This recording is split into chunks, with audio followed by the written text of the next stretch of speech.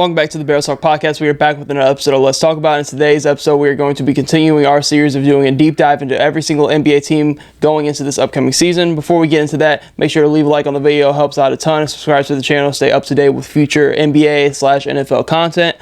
But without further ado, we can get right into it, talking about the Minnesota Timberwolves. A very successful season for the Minnesota Timberwolves, making it to the conference finals, knocking off the Denver Nuggets, the reigning champs, in 7 games. On Denver's home court in Game 7, but I think they kind of had a sour taste in their mouth with how they went out to the Dallas Mavericks. And that's kind of what I wanted to pivot and talk about with this Minnesota Timberwolves team, kind of going into my expectations and what I kind of feel about their lineups.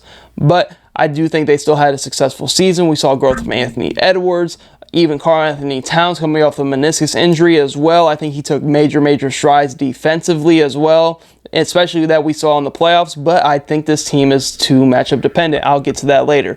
We can talk about their offseason moves real quick. Rob Dillingham in the draft trading up to get him, getting the kind of their point guard of the future because they know Mike Conley's getting up there in age, giving up future draft capital for a team that is competing right now and is still relatively young, and I can see being a good team by the time those draft picks come around. So, very happy they did that, getting Rob Dillingham. I think he is trading up to get him gives them a lot more scoring punch off that bench for sure. Then you go and get the steal of the draft, in my opinion. You can clip that, give me a year, watch it happen. Terrence Shannon Jr. is a top 5 to 10 player. I want to more so lean towards 5 in this draft class alone, and due to the off-the-court stuff, they were able to get him at the back half of the first round. I think is a steal. They bring in Joe Ingles, who's going to provide them a little bit more shooting off that bench. Shooting and spacing is something I think this team can lack at times. But main two people, Rob Dillingham, Terrence Shannon Jr., I think they personally was the top 3-4 winner of the draft. Because I think they got guys that can come in and help them right now. More so Terrence Shannon than Rob Dillingham. I'm interested to see what kind of role he does have off that bench. But I think Terrence Shannon Jr. is somebody who you can plug right into this rotation, especially on those wings and those guards. He can play multiple positions. He can guard multiple positions. He can play in the half court. He can play in transition. He can guard. He can do really everything you need from him, and putting him with a team that already has an instilled defensive culture like Minnesota. I think Terrence Shannon Jr. should be playing right away in this rotation for sure, because I think he's that NBA ready. Rob Dillingham, interesting role, like I said. It's going to be great for him to learn under somebody like a Mike Conley for however long Mike Conley has left in the league and with this team. Rob Dillingham, I think he still year one can provide them some scoring punch in the half court, something that this team desperately lacks. Because there's times where this offense kind of is like, we're just going to stand and watch Anthony Edwards, but Rob Dillingham is somebody who can create offense for himself, same with like a Terrence Shannon Jr. So I think it's going to be very interesting. I think they're a top 3 to 4 winner of this year's draft with who they were able to get due to the circumstances, trading up to get Rob Dillingham. Circumstances led to them getting Terrence Shannon Jr. late in the back half of the first round, which I think they got 2 top 10 players in this draft class alone at different points in the first round. Really like this draft from them. In terms of the starting 5, this is where I wanted to get more so into my main kind of gripe with this team. And I want to kind of compare this to if you watch the Olympics and watch particularly France and their games that they played, especially in the knockout stages going into the medal games. I think that Coach Finch needs to take a page out of the France, I forgot his name, coach playbook. Because I feel like in the NBA, kind of name value and accolades can kind of carry a lot of weight at times compared to what you're actually giving me on the court. This Minnesota Timberwolves team is very matchup dependent. We saw this past playoffs. They played a Phoenix Suns team who they were clearly better than. The Phoenix Suns didn't have a great roster to begin with. They were super top heavy, but that defensive pressure and the Minnesota Timberwolves size was able to get that advantage for them, and their athleticism got them by. Then they played a Denver Nuggets team where the kind of same thing happened. They were able to match up better with Jokic because of the size they had in their front court with Naz Reid, Rudy, and Cat. And you're looking at the athleticism just overwhelmed Denver at times. You could definitely see that. And they looked kind of overmatched at times against the Minnesota Timberwolves because of what the Minnesota Timberwolves and how the matchup was. Then they play the Dallas Mavericks, which I can kind of say is a similar team to an OKC, to a Pelicans in some ways, to like a Warriors or a Lakers team more so, compared to like a Denver and a Phoenix. I want to kind of explain what my thinking is. So OKC or Dallas, in my mindset, either if OKC won, I think OKC would have beat Minnesota anyways.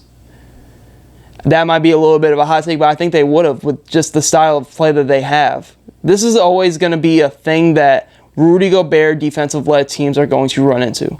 A team that is going to, okay, Rudy Gobert's on the court, high pick and roll. We saw it work for Luka Doncic and Kyrie Irving when they played Dallas. Rudy Gobert's in the game, that's the matchup. It doesn't matter what's going on offensively. That's the matchup. We're going to run a high pick and roll, and we're going to force the switch, and we're going to get Rudy Gobert onto one of the hardest players to guard in the world, and Luka Doncic and Kyrie Irving. And we're going to go to work every single time. And we know we have the athletic bigs, like a Daniel Gafford and Derek Lively, to where we're not worried about Rudy Gobert. I hate to make this like I hate Rudy Gobert, because I don't. But I'm just looking at the facts and what I saw from the Olympics and what I saw in the conference finals. Rudy Gobert at times is unplayable, depending on the matchup. And I think this is a thing that the Minnesota Timberwolves need to realize going forward. Like the France team did, Rudy Gobert was completely benched against teams that they knew would abuse the pick and roll and get the Rudy Gobert matchup to work in their favor. Because they're not worried about him offensively. They'd rather Rudy Gobert give them 15 points and be completely fine with whoever the star player is on the other team offensively. Because I think that Rudy Gobert is becoming more of a liability in some of these big time moments and big time games. Because when you're looking at the Dallas series, soon as you see Rudy Gobert consistently get switched on the guards, and I'm not saying he hasn't improved on the switches, because he has. But in these moments where it's like a Luka Doncic, you'd rather probably have somebody a little bit more athletic and nimble to kind of take on those switches, because the Minnesota Timberwolves have the personnel to do that.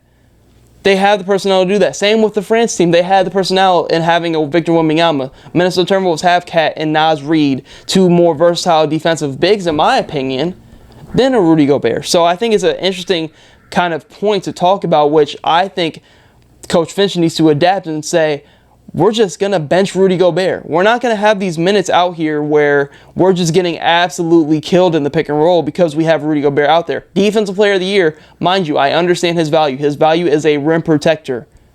But we're in the point in time in the league where teams and offensive players are just abusing that ability that Rudy Gobert has and just bringing him away from the basket and making him less of a defender than what he is.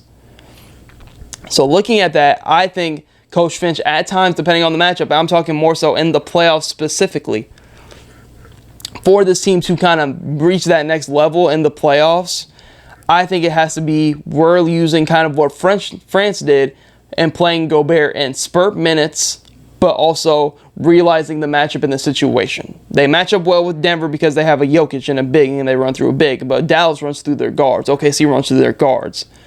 So looking at those two teams that they could have played in the conference finals, I think it would have been a mismatch either way, even if OKC would have beat Dallas. So looking at that, I think it's going to be very interesting to see, and that's just my mindset on what I view this Minnesota Timberwolves team going forward. I think it's interesting because I saw it from like the Olympic perspective as well, where you saw Rudy Gobert just getting benched in the second half of games because of how bad the matchups were and how the other team would abuse that matchup.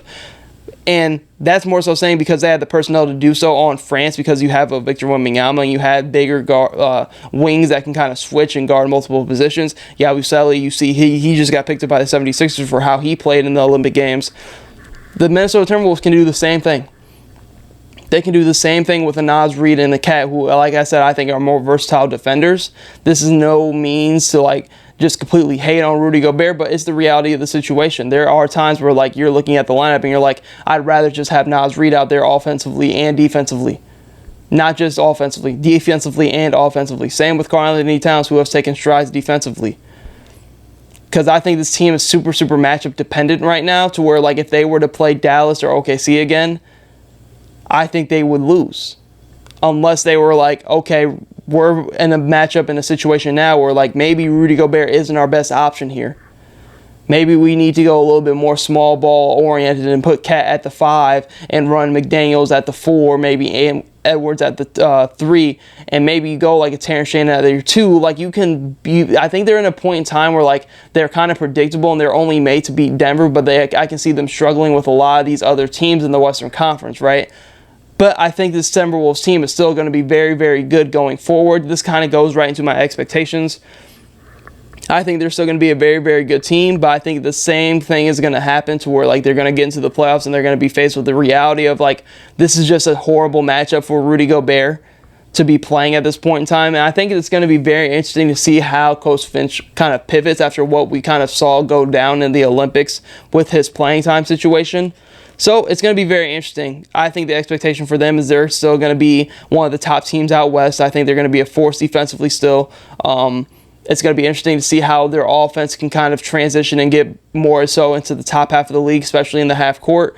But this goes into the main question I have. What can the rookies give them this year in terms of Rob Dillingham, Terrence Shannon Jr.? I think Terrence Shannon Jr. is going to be a great rotational piece right away. It's interesting to see what role Rob Dillingham will have, kind of has like that six-man pseudo, kind of like a scoring punch off that bench, which I think they desperately need. I just think they're desperately missing kind of like a punch off that bench that Terrence Shannon and Rob Dillingham can both give them. And I'm very interested to see kind of what they go to this season. But I still think they're going to be very, very good. They're going to be a top team out west. I wouldn't be surprised to see them get to the second round, maybe the conference finals again, depending on their matchups, like I said. But I just think this Minnesota Timberwolves is kind of getting to a point where now they're starting to realize that I just feel like they're a matchup-dependent team.